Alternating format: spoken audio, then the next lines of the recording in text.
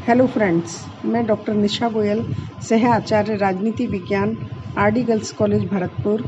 आज हम देखेंगे बीए पार्ट सेकंड के सेकंड पेपर भारतीय राज्य व्यवस्था के अंतर्गत संघ व्यवस्था।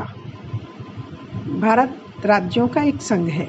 संविधान के द्वारा भारत के लिए एक संघात्मक व्यवस्था की स्थापना की गई है, लेकिन संविधान में कहीं पर भी संघ राज्य शब्द का प्रयोग नहीं किया गया है, वरन उसके स्थान पर राज्यों के संघ यूनियन ऑफ स्टेट्स शब्द का प्रयोग किया गया है।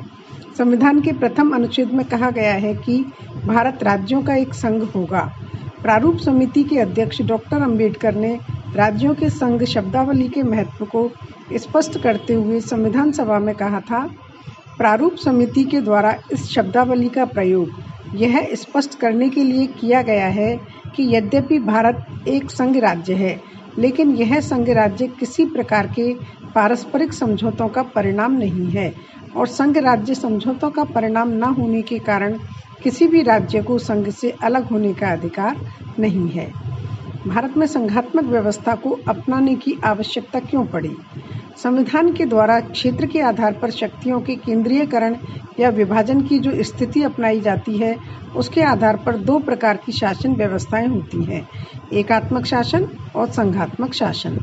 यदि भारत कुछ लाख जनसंख्या और भाषा, धर्म, संस्कृति आदि के प्रसंग में लगभग एक ही स्थिति वाला देश होता, तो इस देश में भारत क्षेत्र और जनसंख्या की दृष्टि से बहुत अधिक विशाल देश है।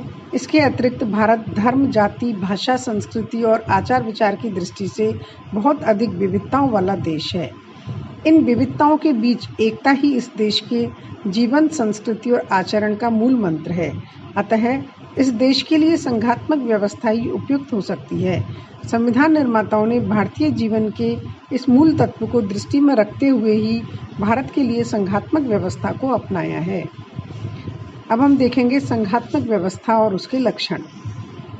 संघवाद वह यंत्र है जिसके द्वारा राज्य की समस्त शक्तियों का विभाजन दो प्रकार की सरकारों के मध्य हो जाता है। ये दो प्रकार की सरकारें केंद्रीय सरकार और राज्यों की सरकारों के रूप में होती हैं। संघीय सरकार की परिभाषा करते हुए फाइनर ने कहा है कि यह एक शासन है जिसमें सत्ता और शक्ति का एक भाग स्थानीय क्षेत्रों में निहित होता है और दूसरा भाग केंद्र में। डायसी के अनुसार संघीय राज्य एक ऐसी राजनीतिक रचना है जिसमें राष्ट्रीय एकता और शक्ति तथा प्रदेशों के अधिकारों की रक्षा करते हुए दोनों में सामंजस्य स्थापित किया जाता है।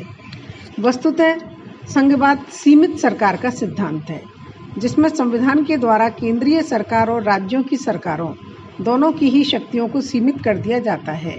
संघात्मक व्यवस्था के प्रमुख लक्षणों के बारे में देखेंगे हम।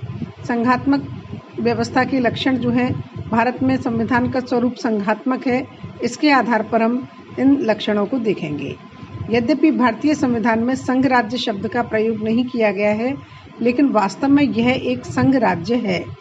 भारतीय संविधान में संघात्मक व्यवस्था के सभी प्रमुख लक्षण विद्यमान हैं, जो इस प्रकार हैं। नंबर 1, शक्तियों का विभाजन। विश्व के अन्य संघात्मक विधानों की तरह भारतीय संविधान द्वारा भी संघ और राज्यों के बीच शक्ति का विभाजन किया गया है। संघीय सूची में 97 विषय हैं, जिन पर संघीय संसद को क्षेत्राधिकार प्राप्त है। राज्य सूची के विषयों की संख्या 66 है, जो साधारणतया राज्य की व्यवस्थापिकाओं के अधिकार में है, और समवर्ती सूची के 47 विषयों को संघ और राज्य दोनों के क्षेत्राधिकार में रखा गया है। संघीय और राज्य सरकारों के बीच शक्ति विभाजन का उल्लेख भारतीय संविधान में अन्य किसी भी संघात्मक संविधान की तुलना में अधिक व्यापक रूप में किया गया है। डॉक्टर अंबेडकर ने संविधान सभा में इस तथ्य की व्याख्या करते हुए कहा था कि संघात्मक राज्य का प्रमुख लक्षण संविधान द्वारा विधायी और कार्यपालिका सत्ता का केंद्र और एककों में वितरण करना है। इस सिद्धांत का हमारे संविधान में अनुसरण किया गया है। यह कथन असत्य है कि राज्यों को केंद्र के अधीन रखा गया है। केंद्र अपनी इच्छा से विभाजन रेखा को बदल नहीं सकता और न ही न्यायालय इसमें परिवर्तन ला सकता है। नंबर 2, संविधान की सर्वोच्चता। यद्यपि भारतीय संविधान में संयुक्त राज्य अमेरिका के संविधान की तरह यह घोषित नहीं किया गया है कि संविधान सर्वोच्च होगा, लेकिन फिर भी भारतीय संविधान इस देश का सर्वोच्च कानून है। इसके प्रावधान सभी सरकारों पर बाध्यकारी हैं और केंद्रीय या राज्य सरकार के द्वारा इनका उल्लंघन नहीं किया जा सकता है। संविधान के इन प्रावधानों के विरुद्ध किसी प्रकार के कानून का निर्माण संभव नहीं है और भारत के राष्ट्रपति, राज्यपाल व अन्य प्रमुख पदाधिकारियों द्वारा संविधान के अनुसार कार्य करने की शपथ ली जाती है। संक्षेप में कह सकते हैं कि इस देश में कोई भी शक्ति संविधान के ऊपर नहीं है। नंबर 3, स्वतंत्र उच्चतम न्यायालय। भारतीय संविधान के द्वारा संविधान के रक्षक के रूप में कार्य करने के लिए स्वतंत्र उच्चतम न्यायालय की भी व्यवस्था की गई है। संविधान के द्वारा एक सर्वोच्च न्यायालय और राज्यों के उच्च न्यायालयों की व्यवस्था की गई है, जिन्हें संघीय संसद या राज्यों की व्यवस्थापिकाओं द्वारा पारित किसी भी ऐसे कानून को असंवैधानिक घोषित करने का अधिकार है जो संविधान के प्रावधानों के विरुद्ध हो। न्यायालय की यह व्यवस्था संघात्मक शासन के पूर्णतया अनुकूल है। नंबर 4, लिखित और कठोर संविधान। भारतीय संविधान एक लिखित संविधान है और संविधान में संशोधन की दृष्टि से यह कठोर संविधानों की श्रेणी में आता है। संविधान में संशोधन संविधान में बताई गई प्रक्रिया के आधार पर ही किया जा सकता है और यह पद्धति साधारण व्यवस्थापन की पद्धति से भिन्न है।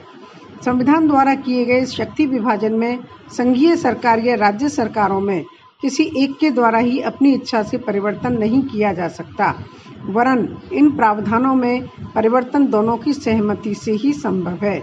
इस प्रकार संविधान की संशोधन प्रक्रिया में राज्यों की भूमिका है। नंबर 5, उच्च सदन, राज्यों का सदन होना। भारतीय संविधान का उच्च सदन अर्थात राज्यसभा राज्यों का सदन है। यह राज्यों का प्रतिनिधित्व करता है। यद्यपि यह प्रतिनिधित्व राज्यों की समानता के सिद्धांत पर आधारित न होकर जनसंख्या के आधार पर है। संविधान के इन प्रावधानों के आधार पर कहा जा सकता है कि भारतीय संविधान एक पूर्ण संघात्मक व्यवस्था की स्थापना करता है। पायली सही लिखते हैं कि भारतीय संविधान के संघीय होने न होने पर विवाद उठाने का कोई कारण दृष्टिगत नहीं होता। संविधान संघवाद की कसौटी पर खरा उतरता है। ये थे भारतीय संविधान में संघात्मकता के लक्षण।